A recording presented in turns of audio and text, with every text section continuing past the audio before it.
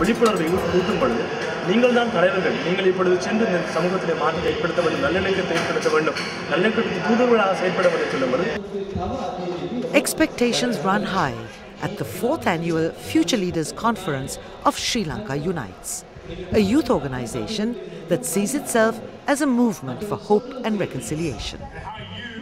Meeting at Vatukote, Jaffna, for a 5-day residential workshop, the participants are from 75 schools in 25 districts of the country. 500 youth leaders between the ages of 15 and 18, together with teachers and student volunteers from local and international universities.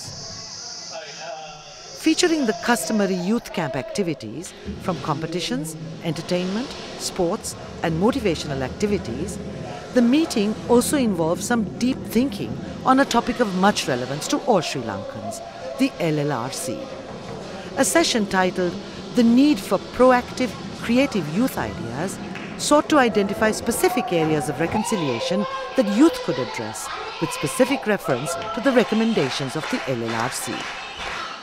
රාජතාන්ත්‍රික මට්ටමින් LLRC තුලින් මේ ශ්‍රී ලංකාවේ මිනිස්සුන් ප්‍රතිසන්ධානය කරා ගෙනියනවා නම් අපිත් ඒ ආරම්භ කරලා දෙනවා නම් මම හිතන්නේ අපිට ඒක ලොකු සහයෝගයක්. I hope that you would have at least led the chapter 9 of the LLRC report, which in my opinion identifies the key issues or the key root causes that led to this war.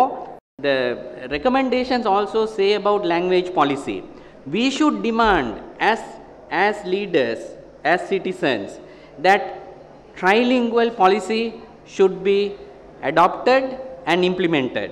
But start with ourselves. The functions we organize as youth clubs, as citizens, do we practice trilingual policy? There is also need for collective healing. There is a very, very important recommendation that the politicians should have easily done, which unfortunately was totally ignored and even no reference was made. That is, the political leadership has to acknowledge the fact that there has been mistakes done in the past. The youth and reconciliation were central to all in LLRC's work. Why? Because the youth had a profound relevance to both the cause and effect of the conflict and also the ending of the conflict. So they are, in a sense, the beneficiaries of reconciliation. Your biggest challenge will be to depoliticize these efforts. How do you do that?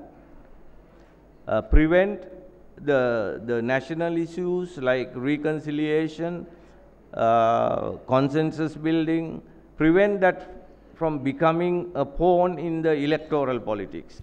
There is a feeling that LLRC failed to address the key issue of accountability for massive loss of life. We did not have a prejudice or preconceived conclusion before we started the work whether certain crimes were committed or not committed. We have to base ourselves on evidence. The creative and proactive approaches expected from them as students require that they are exposed to the diverse interpretations and debates surrounding the recommendations of the LLRC. While the speakers at the event did raise important issues, more diverse perspectives on the topics would have contributed to a broader understanding of the context. It may be a controversial thing. I am also fundamentally opposed in principle as well as in practice to so-called free education. Because you will have come out of this free education system, now university students or school leaving students expect the government to provide jobs. Government is limited, our population is limited. Government cannot go on creating employment without a cost.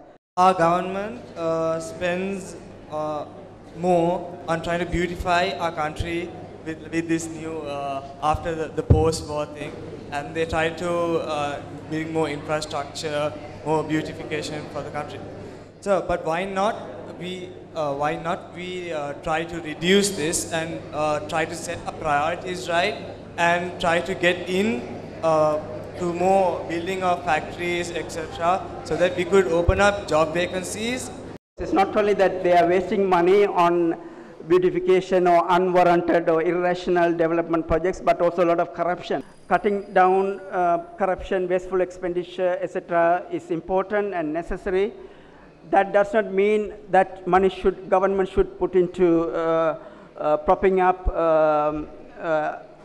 unproductive state universities or unproductive public health services, which also has a lot of corruption and leakages, etc., or even government running businesses or setting up factories. So that money should be released for the private sector to use as capital for expansion of their businesses or create new businesses, including self-employment of youths. The session on the LLRC and youth engagement could perhaps have been further strengthened with the involvement of a more diverse group of individuals involved in the implementation of the LLRC. However, the effort to involve youth in creating awareness about the LLRC is in itself commendable. With the LLRC being one of the most significant outcomes in Sri Lanka's post-war history, its full implementation will contribute towards a meaningful reconciliation process in the future.